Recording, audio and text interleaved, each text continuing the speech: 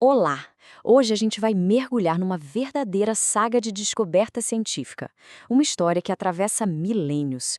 É o caminho de como a humanidade foi de uma simples faísca numa pedra antiga até a capacidade de liberar a energia que existe dentro do próprio átomo. Vamos começar essa jornada? Essa é a grande pergunta que vai guiar a gente nessa exploração. Como é que se vai de uma observação tão simples, quase banal, a um poder que pode literalmente remodelar a matéria? É uma aventura que, no fundo, define a ciência moderna. E o interessante é que a nossa história não começa num laboratório todo equipado, não. Ela começa milhares de anos atrás, com as primeiras observações das forças mais estranhas e invisíveis da natureza. A primeira pista, acredite, surgiu há mais de 2.500 anos com Tales de Mileto.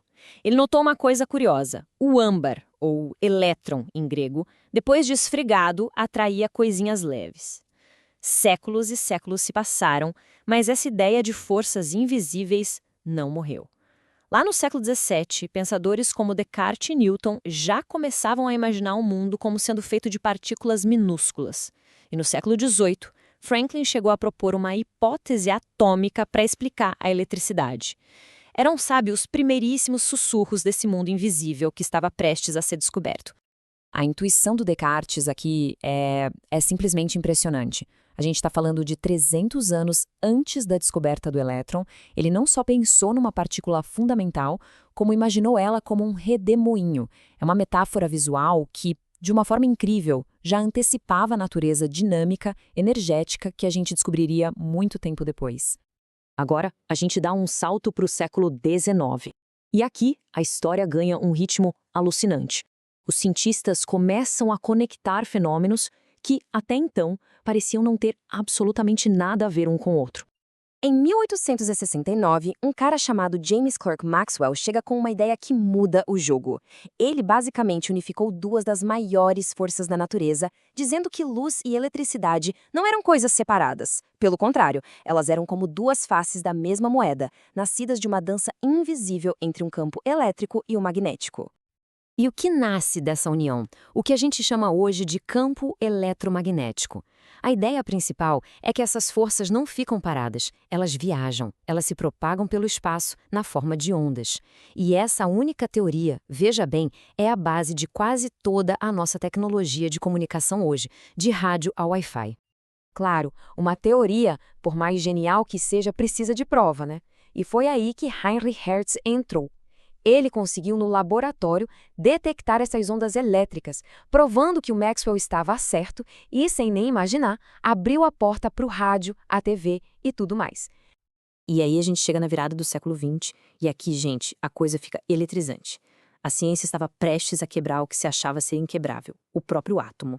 O finalzinho do século XIX foi uma verdadeira avalanche de descobertas que virou a física de cabeça para baixo. Primeiro, um cara chamado Crookes notou uma tal de matéria radiante num tubo de vácuo. Logo depois, Roentgen, usando esses raios, descobriu sem querer os raios X.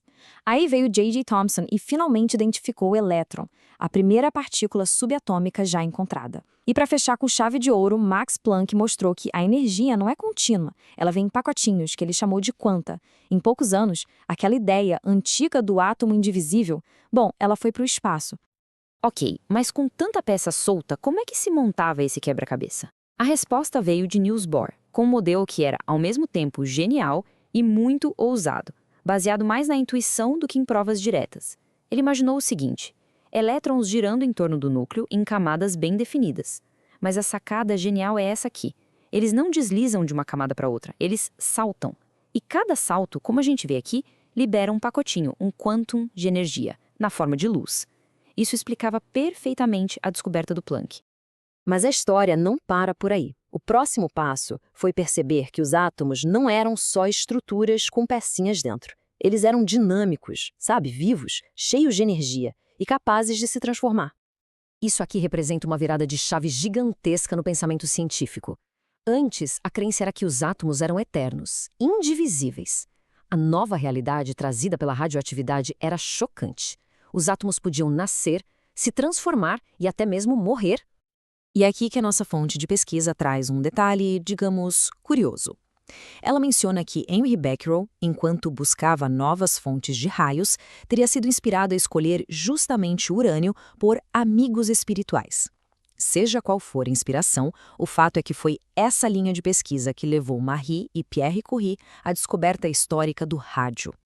Então, a radioatividade passou a ser vista quase como a fala dos átomos. É uma metáfora poderosa. Significava que os átomos não são entidades silenciosas e estáticas. Eles se comunicam, se transformam, eles nascem e morrem, provando que a matéria era muito mais fluida do que qualquer um jamais imaginou. Perceber que os átomos se transformavam sozinhos levantou uma pergunta, uau, monumental. Será que nós poderíamos controlar esse processo?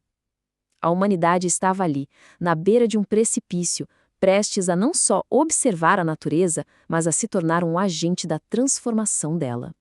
Para a gente ter uma noção da escala de poder que foi descoberta, olha esse número.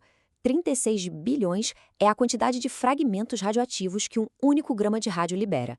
Não por hora nem por minuto, mas a cada segundo. Isso dá uma ideia da energia colossal que está trancada dentro do núcleo atômico. E aqui vale um parênteses importante. A fonte original que estamos analisando ao falar da meia-vida do rádio tinha uma passagem que uma editora, mais tarde, em 93, fez questão de sinalizar, dizendo que talvez não estivesse 100% alinhada com o conhecimento científico da época. Isso só mostra como a própria ciência está sempre evoluindo. Aí veio a grande pergunta de Ernest Rutherford. Se a natureza desintegra átomos sozinha, será que a gente consegue forçar a barra? Então, ele teve uma ideia: usar as partículas do rádio como se fossem projéteis minúsculos e atirar contra átomos de nitrogênio. O resultado foi histórico. O núcleo de nitrogênio explodiu, se transformando em outros elementos. Pela primeira vez na história, um ser humano realizou o sonho dos alquimistas: transformar um elemento em outro.